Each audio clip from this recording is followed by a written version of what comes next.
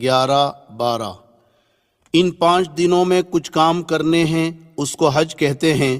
اس کو اچھی طرح سمجھ لے، کیونکہ حج زندگی میں ایک ہی مرتبہ فرض ہے۔ آج 8 ذی الحجہ کو مینا جانا ہے، یہ سفر آپ کا بس سے ہوگا، لہٰذا 7 ذی الحجہ کو عشاء کے بعد سے ہی تیاری کر لیں، کیونکہ حاجی زیادہ ہوتے ہیں تو معلم حضرات عشاء کے بعد سے ہی حاجیوں کو مینا لے جانا شروع کر دیتے ہیں۔ معلم کی ہدایت کے مطابق آپ تیاری کر لیں، اپنی تمام ضروریات سے فارغ ہو کر غسل کر لیں اور احرام باندھ لیں جیسے پہلے باندھا تھا۔ ایک چادر کو لنگی کی طرح پہن لے اور ایک چادر اوڑھ لے، اور جیسے پہلے سر ڈھانک کر 2 رکعت نماز پڑھی تھی اب بھی پڑھ لیں۔ پھر جب بس میں بیٹھ جائیں تو حج کی نیت کریں۔ اللہم انی ارید الحج فیسرہ لی وتقبلہ منی، اے اللہ میں حج کی نیت کرتا ہوں، تو آسان فرما، قبول فرما۔ نیت کے ساتھ ہی 3 مرتبہ ذرا بلند آواز سے لبیک پڑھیں۔ لبیک اللہم لبیک لبیک لا شریک لک لبیک ان الحمد والنعمت لک والملک لا شریک لک۔ اور عورتیں آہستہ آواز میں لبیک پڑھیں۔ اب آپ کا احرام شروع ہو گیا اور وہ ساری پابندیاں لگ گئیں جو پہلے بیان کی گئی۔ اور جن حضرات کا حج افراد یا قران ہے، ان کا احرام تو پہلے ہی سے بندھا ہوا ہے۔ اب 10 یا 11 تاریخ کو قربانی کر کے جب سر کے بال منڈوائیں گے تب آپ کا احرام کھلے گا۔ اب آپ کو پہلے کی طرح ہر موقع پر چلتے پھرتے اٹھتے بیٹھتے خوب ذوق و شوق کے ساتھ اور اللہ کی عظمت و محبت کے ساتھ لبیک پڑھتے رہنا ہے، اور 10 ذی الحجہ کو بڑے شیطان کو جب کنکری ماریں گے تب تک یہ پڑھتے رہیں گے، اور یہ خیال کر کے پڑھنا ہے کہ میں حضرت ابراہیم علیہ السلام کی پکار کا اللہ کو جواب دے رہا ہوں اور اللہ میری بات سن رہا ہے۔ حج کا پہلا دن 8 ذی الحجہ۔ آج آپ مینا پہنچیں گے۔ 8 تاریخ کو ظہر سے پہلے تقریباً تمام حاجی مینا پہنچ جاتے ہیں۔ یہاں پہلے سے خیمے ٹینٹ لگے ہوتے ہیں۔ معلم کی بس آپ کو اپنے خیمے تک پہنچا دے گی۔ مینا جاتے وقت اس بات کا خیال رکھیں کہ 400-500 ریال ساتھ میں رکھ لیں اور بہت زیادہ سامان اور وزن اپنے ساتھ نہ لے جائیں، ورنہ آپ پریشان ہوں گے، کیونکہ یہاں آپ کو پیدل بھی چلنا پڑے گا۔ ضرورت کا سامان ضرور لے لیں، مثلاً 1 جوڑا احرام کی چادریں، ہوا کا تکیہ، لنگی، پلاسٹک کا مسلح، چٹائی، پردہ کرنے کے لیے چادریں، بریڈ، ستو، پھل، لوٹا، صابن، کنکریوں کی تھیلی، چپل رکھنے کی تھیلی وغیرہ۔ مینا جانے سے پہلے معلم کی بس کا نمبر اور مینا میں آپ کا خیمہ کہاں ہے اس کی معلومات کر لیں۔ اپنا تعارفی کارڈ ہر وقت اپنے ساتھ رکھیں۔ اپنے خیموں میں پہنچ کر اس بات کا پورا دھیان رکھیں کہ بے پردگی نہ ہو، اس لیے اگر ہو سکے تو خیمے کے ساتھیوں کو جوڑ کر حکمت و محبت کے ساتھ ان سے بات کر کے بیچ میں پردہ ڈال دیں تاکہ مستورات ایک طرف ہو جائیں اور مرد ایک طرف ہو جائیں۔ مینا پہنچ کر اپنے خیمے کا نمبر اور خیمہ کس روڈ پر ہے اسے بھی یاد کر لیں اور لکھ کر محفوظ کر لیں۔ مینا مکہ مکرمہ سے 3 میل کے فاصلے پر 2 طرفہ پہاڑوں کے درمیان بہت بڑا میدان ہے، جس میں پہاڑی رقبہ بھی ہے۔ پورے مینا کا مجموعی رقبہ 7 لاکھ مربع میٹر ہے، جس میں جمرات کی 5 منزلہ عالیشان عمارت بھی بنی ہوئی ہے۔ مینا میں آج آپ کو 5 نمازیں پڑھنی ہیں، ظہر، عصر، مغرب، عشاء اور 9 ذی الحجہ کی فجر۔ یہ 5 نمازیں اپنے خیموں میں باجماعت ادا کریں، بس اور کوئی کام آج مینا میں نہیں ہے۔ باقی وقت ذکر و دعا اور تسبیح و تلاوت میں اور حج کو سیکھنے میں گزاریں۔ حج کا دوسرا دن 9 ذی الحجہ۔ آج حج کا دوسرا دن ہے۔ آج سے ایام تشریق بھی شروع ہو گئے، لہٰذا فجر کی نماز کے بعد فوراً مرد بلند آواز سے اور عورتیں آہستہ آواز سے تکبیر تشریق پڑھیں۔ اللہ اکبر لا الہ الا اللہ واللہ اکبر وللہ الحمد۔ تکبیر تشریق 9 ذی الحجہ کی فجر سے 13 ذی الحجہ کی عصر تک ہر فرض نماز کے بعد مرد اور عورت پر ایک مرتبہ پڑھنا واجب ہے۔ 9 ذی الحجہ کا دن بڑا ہی عظیم الشان دن ہے۔ آج آپ کو سورج نکلنے کے بعد مینا سے عرفات کی طرف روانہ ہونا ہے۔ عرفات مینا سے 6 میل پر ایک بڑا میدان ہے۔ یہاں بھی پہلے سے خیمے ٹینٹ لگے ہوتے ہیں۔ عرفات میں ایک مسجد ہے، مسجد نمیرہ۔ اس میں امام حج ظہر اور عصر ایک ساتھ پڑھاتے ہیں۔ اگر آپ بھی اس مسجد میں پہنچ کر ظہر اور عصر ایک ساتھ پڑھنا چاہیں تو پڑھ سکتے ہیں، مگر اس بات کا خیال رکھیں کہ امام اس زمانے میں صبح نجد سے آتا ہے اور مسافر رہتا ہے، اس لیے دونوں نمازوں کو 2 رکعت کر کے وہ قصر پڑھاتا ہے۔ آپ بھی اگر مسافر ہیں یعنی 15 دن سے کم آپ کا قیام ہے تو امام کے ساتھ قصر پڑھ لیں، اور اگر آپ مقیم ہیں تو آپ کو 4 رکعت پڑھنی ہے۔ لہٰذا امام جب ظہر کی 2 رکعت پڑھا کر سلام پھیر دے تو آپ جلدی سے کھڑے ہو کر بغیر سورہ فاتحہ اور سورت کے رکوع سجدے کے ساتھ 2 رکعت پڑھ کر سلام پھیر دیں۔ اس کے بعد امام کے ساتھ عصر کی نماز میں شریک ہو جائیں، اور جب امام عصر کی 2 رکعت پڑھا کر سلام پھیر دے تو آپ فوراً کھڑے ہو کر باقی 2 رکعت اسی طرح پوری کر لیں، یعنی بغیر کچھ پڑھے۔ بعض لوگ مسئلہ نہ جاننے کی وجہ سے باوجود مقیم ہونے کے امام کے ساتھ سلام پھیر دیتے ہیں۔ ایسی صورت میں ان کی نماز نہیں ہوتی، انہیں اپنی نماز لوٹانا ضروری ہے۔ مگر آج کل بزرگوں بھیڑ بہت زیادہ ہوتی ہے، بھیڑ میں ہو سکتا ہے آپ اپنا خیمہ بھول جائیں اور بھٹک جائیں، اس لیے آپ مسجد نمیرہ میں جانے کی کوشش نہ کریں اور اپنے خیموں میں جماعت کے ساتھ ظہر کے وقت میں ظہر اور عصر کے وقت میں عصر کی نماز پڑھیں۔ یہاں اپنے خیموں میں دونوں نمازیں ایک ساتھ نہ پڑھیں، اس کے بعد ذکر و دعا میں لگ جائیں۔ عرفات کے یہ چند گھنٹے ظہر سے مغرب تک پورے حج کا خلاصہ اور نچوڑ ہے۔ یہ دعاؤں کی قبولیت اور مغفرت کا دن ہے۔ اس دن میں اللہ تعالیٰ سمائے دنیا پر نزول فرماتے ہیں اور فرشتوں پر فخر کرتے ہیں کہ دیکھو میرے بندے ایک ہی حالت میں اس میدان میں بکھرے ہوئے ہیں، ایک ہی ترانہ ان کی زبان پر ہے، یہ مجھ سے توقع لگائیں، میرے سامنے ہاتھ اٹھا کر دعائیں مانگ رہے ہیں۔ اللہ تعالیٰ کہتے ہیں میرے فرشتوں ما اراد ہؤلائی، میرے یہ بندے کیا چاہتے ہیں، کیوں جمع ہوئے ہیں؟ پھر اللہ کہتے ہیں یا ملائکتی انی اشہدکم انی قد غفرت لہم، میرے فرشتوں گواہ رہو میں نے ان تمام بندوں کی مغفرت کر دی۔ لہٰذا پوری طرح ہم اللہ کی طرف متوجہ رہیں۔ آج کا خاص کام دعا اور استغفار ہے۔ غروب تک قبلہ رو کھڑے کھڑے جتنا کھڑے رہ سکتے ہیں، پھر بیٹھ کر، پھر کھڑے رہ کر اللہ کے سامنے خوب گڑ گڑائیں، دعا کی کتاب پڑھیں۔ اس دن میں اپنے مالک کو جتنا منوا سکتے ہیں منوا لیں، اپنے لیے، گھر والوں کے لیے، والدین کے لیے، رشتہ داروں کے لیے، محسنین کے لیے، دوست و احباب کے لیے، مرحومین کے لیے اور تمام حاجیوں کے لیے اور پوری امت کے لیے خوب گڑ گڑا کر دعا مانگے، جس زبان میں مانگ سکتے ہیں مانگے۔ عرفات کے میدان میں زوال سے غروب تک کے وقت میں تھوڑی دیر وقوف کرنا یعنی ٹھہرنا حج کا بہت بڑا فرض ہے۔ اسی لیے حدیث شریف میں فرمایا الحج عرفہ، حج عرفہ ہی کا نام ہے۔ اسی لیے وہاں جو لوگ بیمار ہوتے ہیں، ICU میں ہوتے ہیں، ان کو بھی حکومت ایمبولنس میں ڈاکٹر کی ٹیم کے ساتھ یہاں کی حاضری کرا دیتی ہے، اور جو VIP لوگ ہوتے ہیں ان کو بھی ہیلی کاپٹر سے عرفات کے میدان میں لا کر یہ فرض پورا کرا دیتے ہیں تاکہ ان کا حج ہو جائے۔ ہو سکے تو عرفات کے میدان میں یہ چند معمولات بھی کر لیں۔ عرفات کے معمولات: عرفات میں ظہر کے بعد یہ 4 عمل کریں۔ نمبر 1، چوتھا کلمہ 100 مرتبہ، لا الہ الا اللہ وحدہ لا شریک لہ، لہ الملک ولہ الحمد وہو علی کل شیء قدیر۔ نمبر 2، بسم اللہ کے ساتھ سورہ اخلاص 100 مرتبہ، بسم اللہ الرحمن الرحیم، قل هو اللہ احد اللہ الصمد لم یلد ولم یولد ولم یکن لہ کفوا احد۔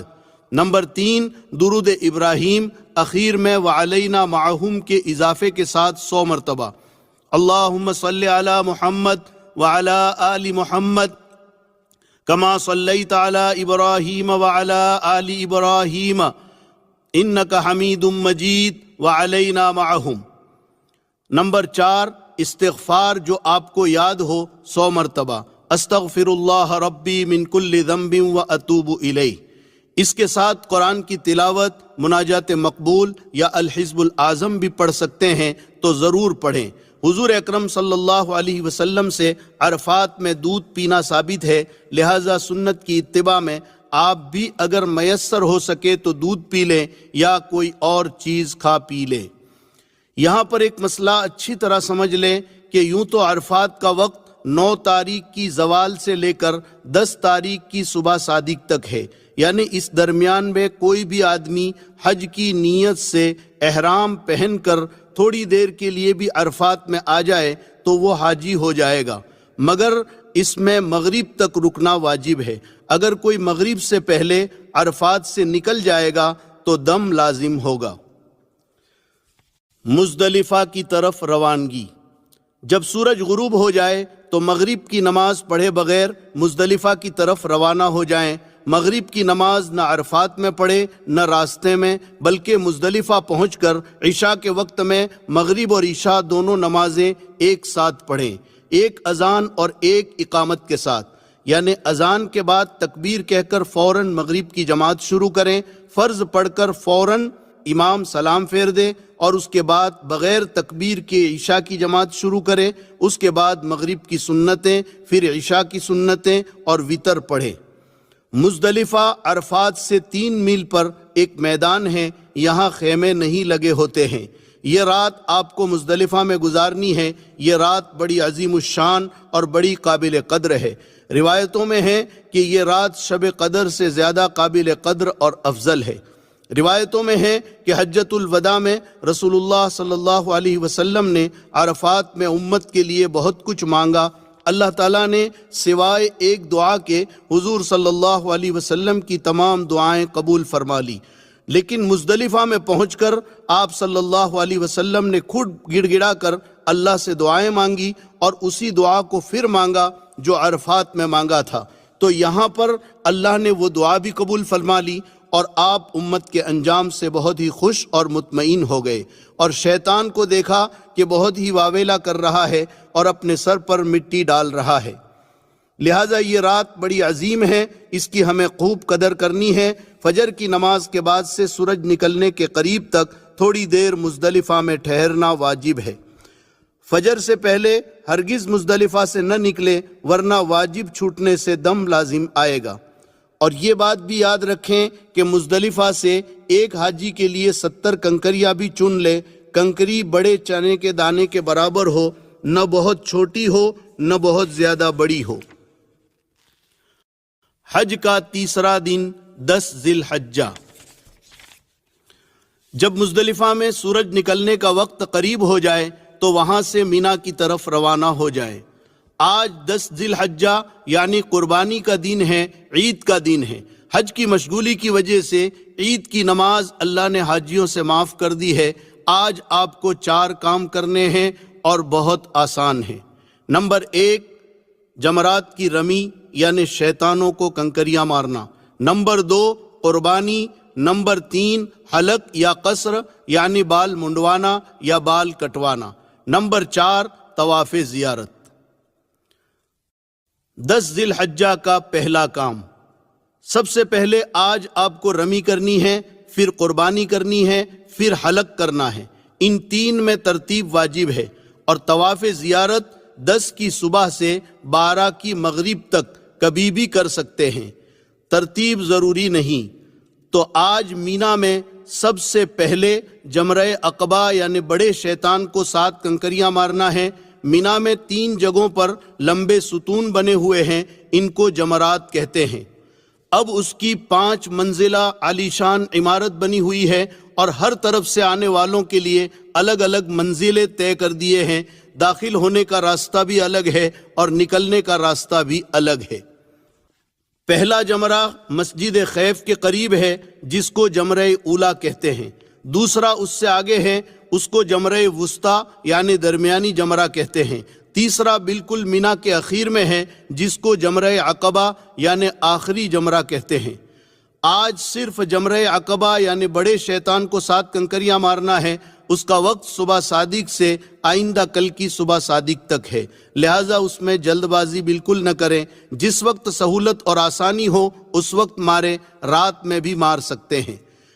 اور ابھی تک جو آپ لبیک پڑھ رہے تھے، بڑے شیطان پر پہلی کنکری کے ساتھ لبیک کا سلسلہ بند کر دیں۔ تو 10 تاریخ کا پہلا کام بڑے شیطان کو 7 کنکریاں مارنا ہے۔ کنکری شہادت کی انگلی اور انگوٹھے سے پکڑیں اور ہر کنکری کے ساتھ یہ دعا پڑھتے جائیں، بسم اللہ اللہ اکبر رغمن للشیطان ورضن للرحمن۔ میں کنکری مارتا ہوں شیطان کو ذلیل کرنے اور رحمان کو راضی کرنے کے لیے۔ اگر پوری دعا یاد نہ ہو تو صرف بسم اللہ اللہ اکبر کہہ کر اپنی زبان میں کہیں، شیطان کو ذلیل کرنے اور رحمان کو راضی کرنے کے لیے میں کنکری مارتا ہوں۔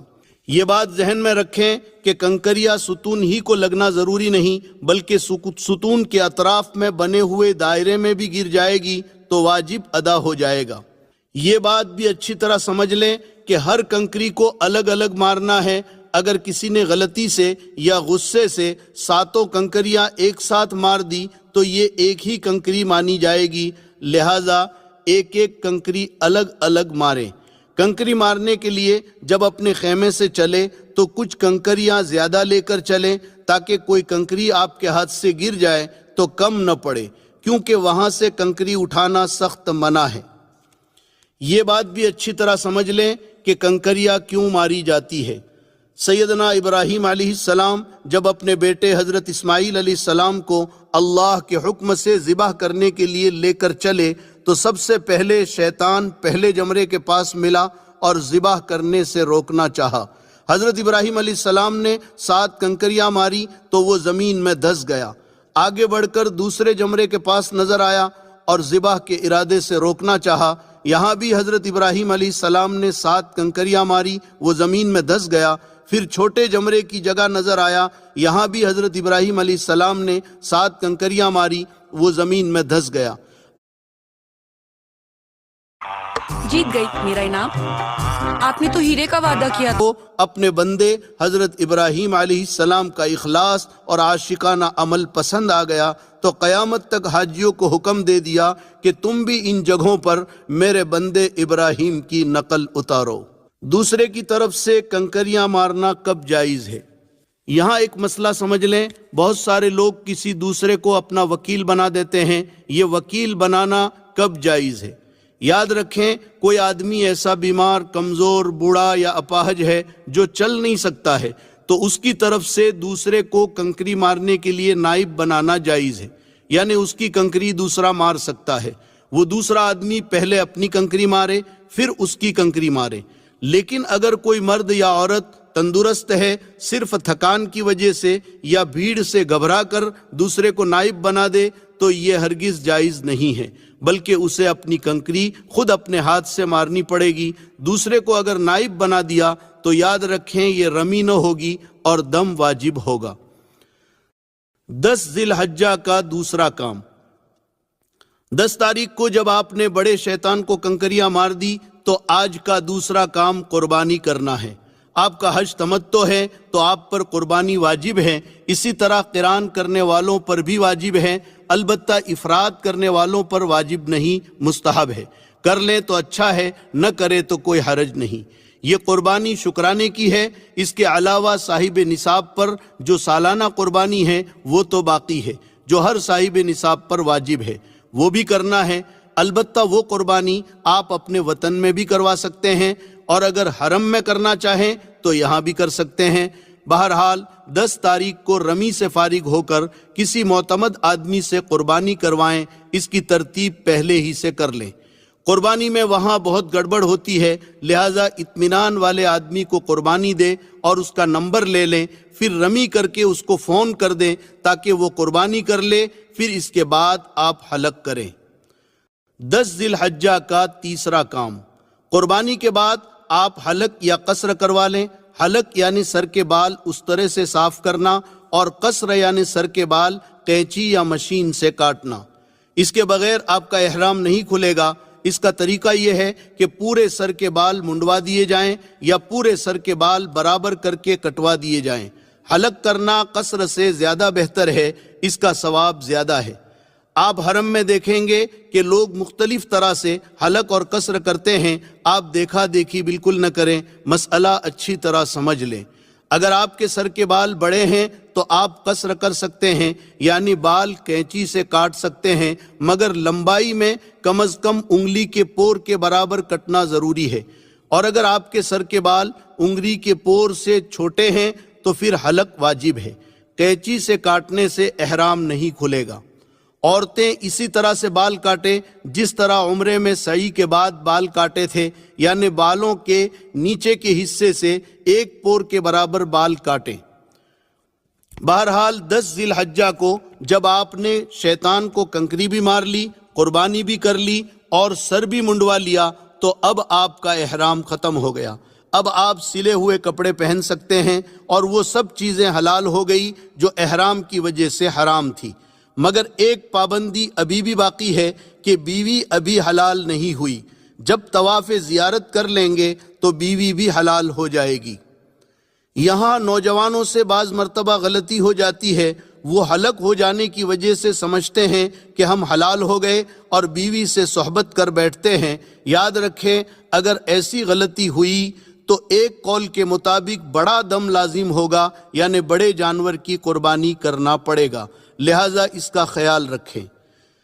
10 जिलहज्जा का चौथा काम 10 जिलहज्जा का चौथा काम तवाफ़ ज़ियारत है। ये हज का फ़र्ज़ है। तवाफ़ ज़ियारत 10, 11, 12 इन 3 दिनों में कभी भी कर सकते हैं। रमी, कुर्बानी और हलक इन तीनों से पहले भी, दरमियान में भी और बाद में भी कर सकते हैं। अलबत्ता अफजल यह है कि तवाफ़ ज़ियारत रमी, कुर्बानी और हलक के बाद किया जाए। ये तवाफ़ भी वैसा ही है जैसे उम्रे का तवाफ़ आपने किया था कि हजर अस्वद के इस्तिलाम यानी बोसे से तवाफ़ शुरू होगा, 7 चक्कर होंगे। अलबत्ता ये तवाफ़ चूँकि आम तौर पर अपने कपड़ों में होता है, इसलिए कि हाजी कुर्बानी करके हलक करवा लेता है और एहराम उतार देता है, तो इसमें इस्तिबा न होगा। मगर याद रखें, रमल इसमें भी होगा। लेकिन अगर कुर्बानी करके आपने हलक नहीं किया और एहराम में ही आकर तवाफ़ ज़ियारत कर रहे हैं या रमी और कुर्बानी से पहले तवाफ़ ज़ियारत कर रहे हैं, तो 7 चक्करों में इस्तिबा होगा। यानी दाहिने बगल से एहराम की चादर निकाल कर बाएं कंधे पर डालेंगे, जैसे शुरू में उम्रे के वक्त आपने किया था।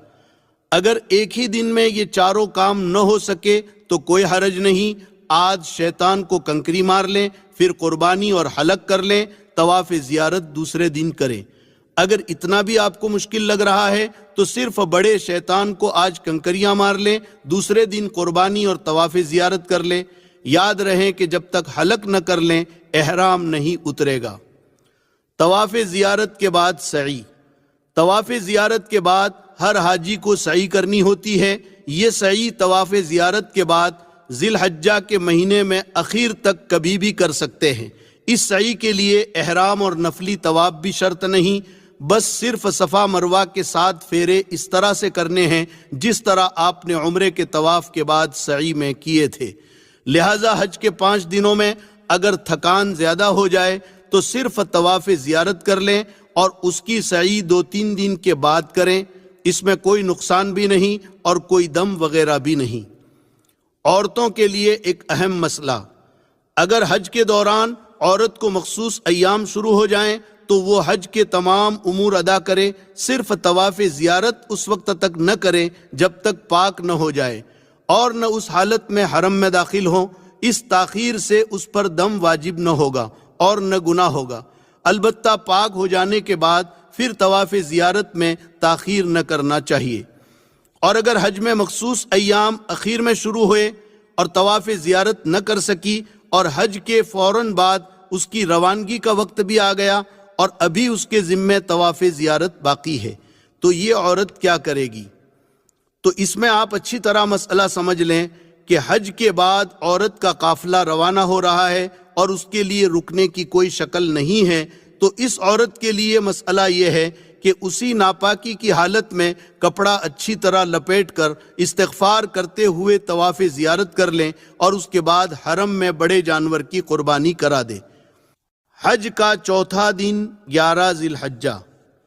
آج حج کا چوتھا دن ہے۔ آج آپ کو زیادہ کام نہیں کرنا ہے۔ اگر 10 تاریخ کو قربانی کی تھی اور طواف زیارت نہیں کیا تھا تو اس کو آج کر لیں، اور اگر کر لیا تھا تو ٹھیک ہے۔ آج کا خاص کام تینوں شیطانوں کو ساتھ ساتھ کنکریاں مارنا ہے۔ اس کا وقت زوال کے بعد سے صبح صادق تک رہتا ہے، لہٰذا اس میں جلد بازی بالکل نہ کریں۔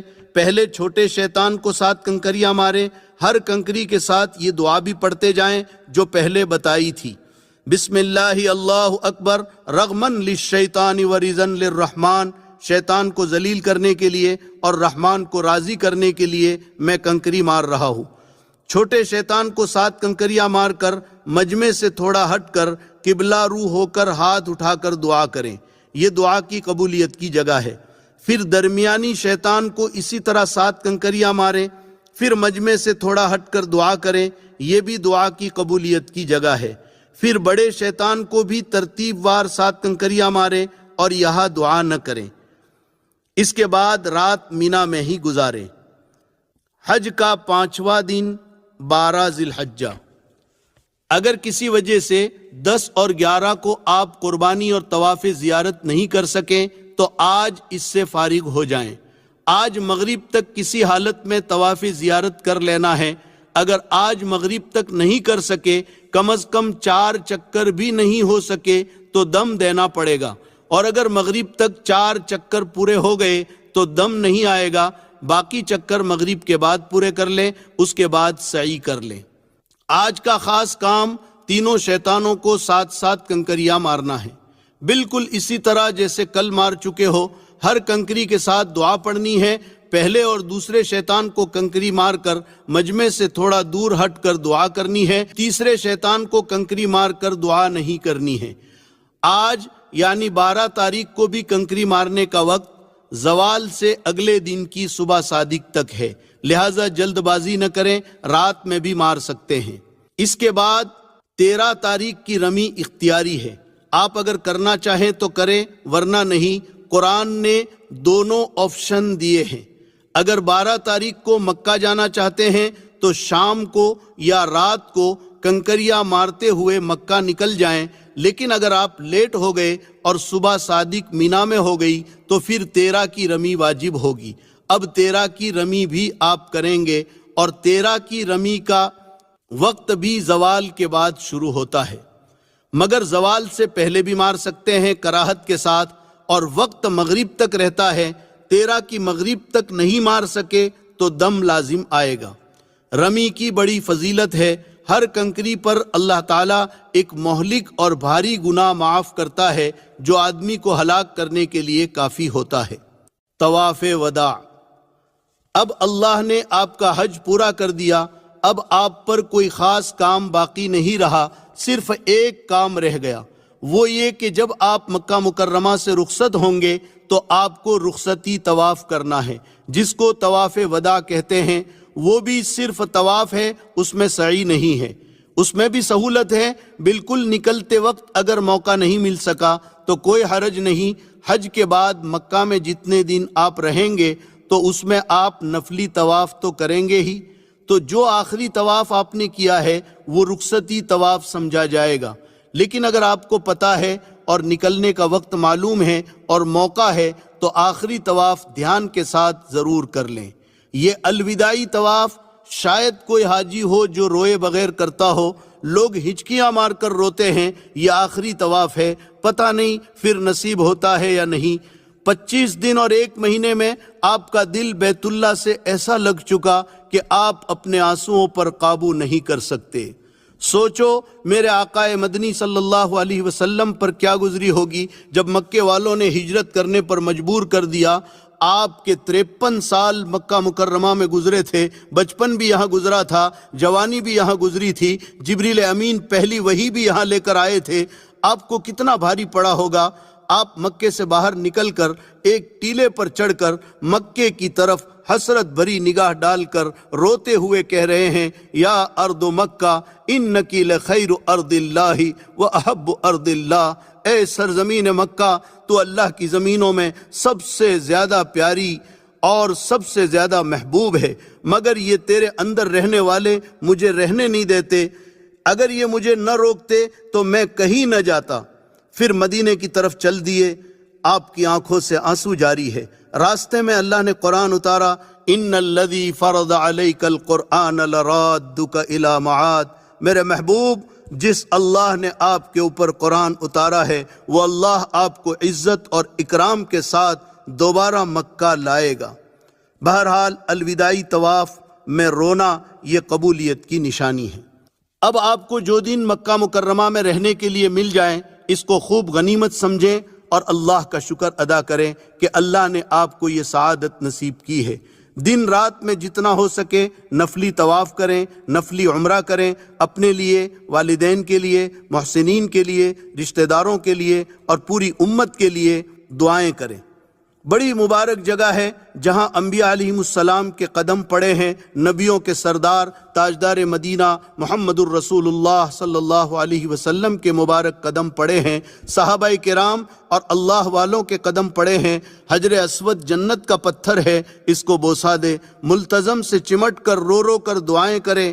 حتیم جو خانہ کعبہ کا حصہ ہے اس میں نماز پڑھے، محبت و عظمت سے اللہ کے گھر کو صرف دیکھتے ہی رہے، کیا پتہ ان مبارک جگہوں پر پھر حاضری کی سعادت میسر آتی ہے یا نہیں۔